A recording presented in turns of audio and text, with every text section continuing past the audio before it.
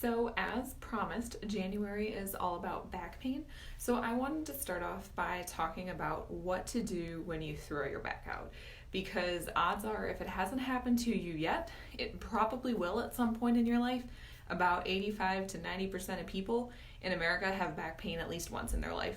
So it's useful to know what to do because sometimes throwing it out doesn't make any sense. You reach for a toothbrush and all of a sudden you can't stand up straight. And sometimes you just wake up with it. Other times you know what you did and it makes a lot of sense.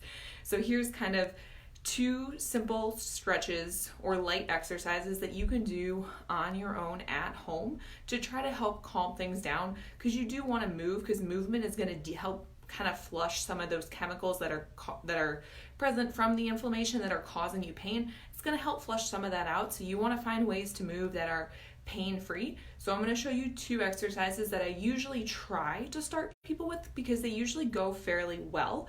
They don't always go well, but most of the time they do. So these are two to try out if you suddenly throw your back out and you don't know what to do. So the first one is going to be bird dogs. So I'm going to demonstrate up on here. So you'll be on your hands and your knees, and then you're going to bring your arms and your legs out. You're going to move the opposite arm and the opposite leg. And the whole time you're doing this, you should be keeping your back pretty straight. So it should not look like this. You shouldn't be twisting, turning. It's nice and straight like that and that, alternating back and forth. This is simply going to work those muscles on your back and get some blood flowing in there and hopefully help it feel a little bit better. Another one that's usually good to do and helpful is called a prone press up. So for that, you'll lay on your stomach. You'll put your hands right underneath your shoulders and you're simply going to press up, keeping your back nice and relaxed.